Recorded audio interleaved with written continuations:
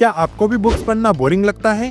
क्या आप भी ग्रामर रूल्स में उलझे पड़े हैं? क्या हो अगर मैं कहूँ कि आप बिना पढ़ाई किए भी इंग्लिश बोलना सीख सकते हैं, जो आपको ग्रामर रूल्स के झंझट से छुटकारा दिला सकती है।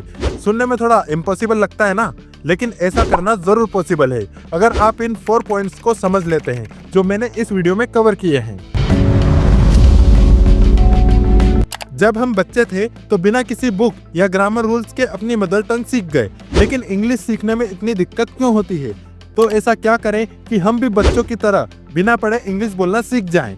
देखिए, बच्चे पहले सुनते हैं, फिर बोलते हैं एंड लास्ट में पढ़ते हैं, तो आपको भी बस यही करना है। तो सबसे पहले सुनना शुरू करो। हर दिन आप एंटरटेनमेंट के लिए अपने मोबाइल या अपने टीवी पर कुछ न कुछ देखते ही होंगे, तो आज से इंग्लिश पॉडकास्ट, मूवीज और यूट्यूब वीडियोस इंग्लिश में सुनना शुरू करो।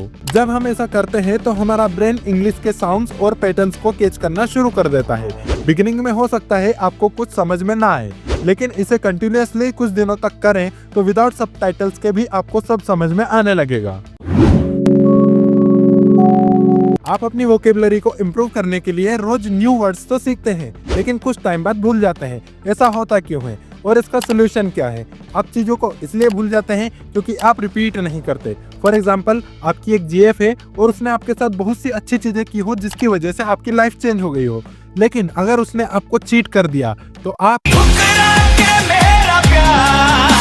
कहने का मतलब है जिस भी चीज को आप बार बार अपने माइंड में रिपीट करते हैं वो आपके सबकॉन्शियस माइंड में चली जाती है और वो आपको लॉन्ग टाइम या लाइफ टाइम तक याद रहती है। अब तक आप समझ ही गए होंगे कि मैं क्या कहना चाहता हूँ। जब भी आपको कोई न्यू वर्ड लर्न करना हो तो आप उसे डिफरेंट सेंटेंसेस के साथ में यूज करें। अगर आप डेली 5 वर्ड्स भी लर्न करते हैं तो 1 ईयर में आप 1800 से भी ज्यादा वर्ड सीख चुके होंगे। मूवीज और नेटिव स्पीकर्स की इंग्लिश बहुत तेज लगती है और कुछ समझ नहीं आता। ऐसा इसलिए होता है क्योंकि आपका ब्रेन उस स्पीड का हैबिचुअल नहीं है, लेकिन आपके ब्रेन को इसके लिए ट्रेन किया जा सकता है। उसके लिए सबसे पहले आपको YouTube वीडियो में आ जाना है, उसकी प्लेबैक स्पीड में जाना है और स्पीड को 0.75 कर देना है। एंड सेकेंड, आपको शैडोइंग टेक्निक का यूज करना है, जिसमें आपको एक इंग्लिश वाला वीडियो लेना है, एक सेंटेंस सुनकर वीडियो को पॉज करना है और उसी सेंटेंस को आपको रिपीट करना है।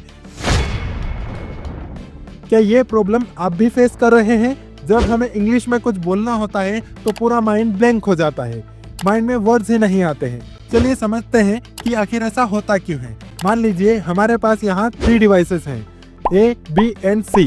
अब हमें डिवाइस A का डेटा डिवाइस C में सेंड करना है, तो हम सबसे पहले डिवाइस A का डेटा डिवाइस B में सेंड करते हैं और फिर डिवाइस B से डिवाइस C में। लेकिन क्या हम डिवाइस A का डेटा सीधा डिवाइस C में सेंड कर सकते हैं? तो आंसर है बिल्कुल कर सकते हैं। अब सेम मिस्टेक आप भी करते हैं। आप डायरेक्टली इंग्लिश में सोचकर बोलने की जगह अपने नेटिव लैंग्वेज में सोचते हैं, फिर इंग्लिश में ट्रांसलेट करते हैं और फिर बोलते हैं। ये प्रोसेस ज्यादा टाइम लेता है। अगर आप भी नेटिव स्पीकर्स की तरह फ्लुएंटली इंग्लिश बोलना चाहते हैं तो आपको डायरेक्टली इंग्लिश में सोचकर ही बोलना होगा।